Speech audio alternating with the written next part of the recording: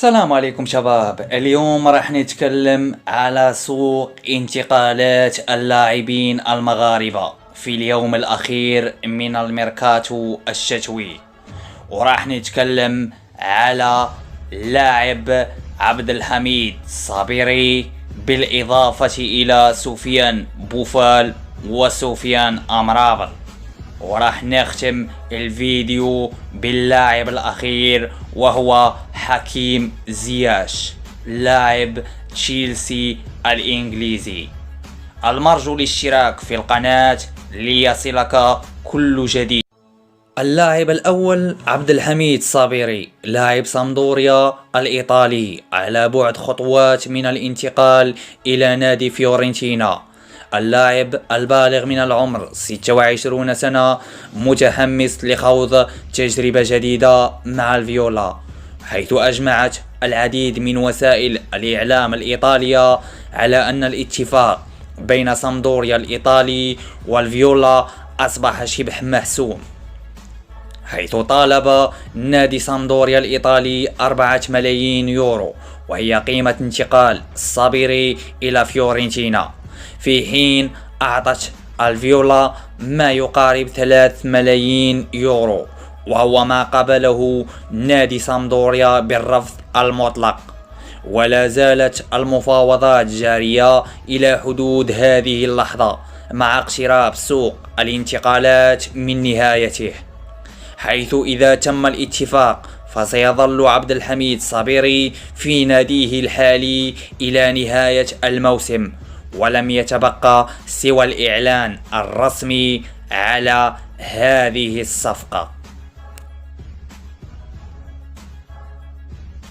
فهو لاعب أونجي الفرنسي صاحب 29 سنة سفيان بوفال، الذي صدم جميع المغاربة حيث تم انتقاله البارحة إلى الريان القطري، وهذا لم يكن في الحسبان، ولم يتوقع أحد أن يقوم بهذه الخطوة المفاجئة.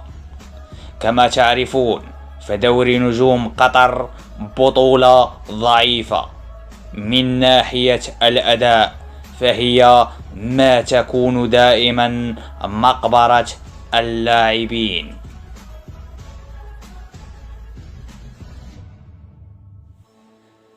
اللاعب الثالث في اللائحة هو لاعب فيورنتينا الإيطالي سفيان أمرابط، 26 سنة، لاعب وسط، حيث شوهد مؤخرا في مدينة برشلونة، حيث أكد خبير الانتقالات اللاعبين على حسابه بمواقع التواصل عدم حضور سفيان أمرابط لتدريب فريقه الحالي، وهذا ما يؤكد تمرد اللاعب على النادي من أجل الضغط وقبول عرض برشلونة، حيث قدم النادي عرضا لضم صاحب 26 سنة على سبيل الإعارة إلى نهاية الموسم مقابل 3 ملايين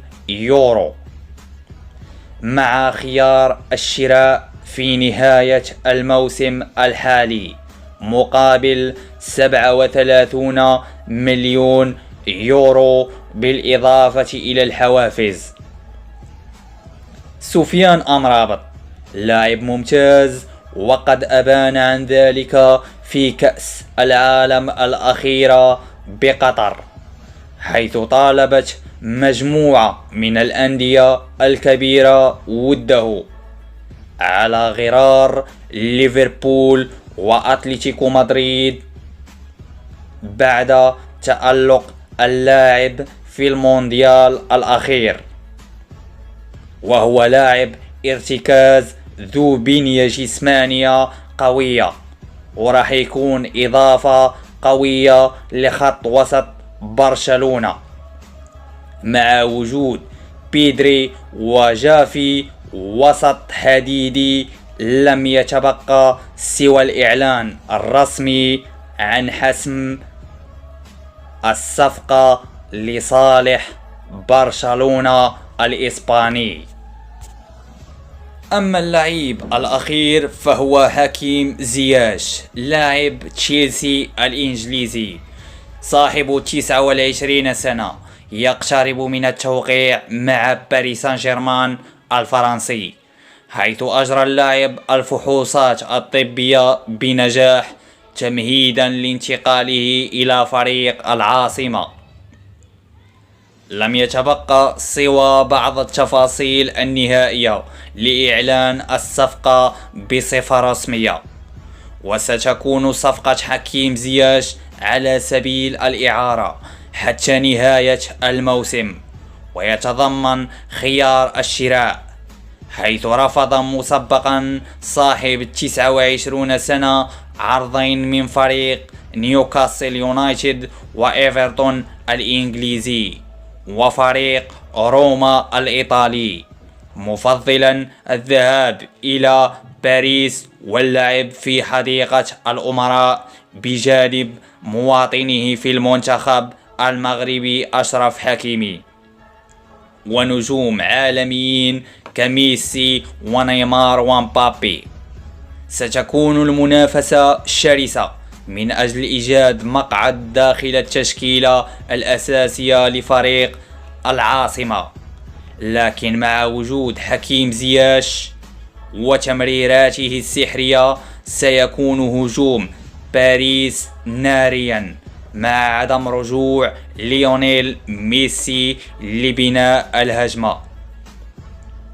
سنرى باريس سان جيرمان مغاير في النصف الثاني من الموسم، شرط استغلال المدرب لكوكبة النجوم العالمية بطريقة صحيحة وفعالة.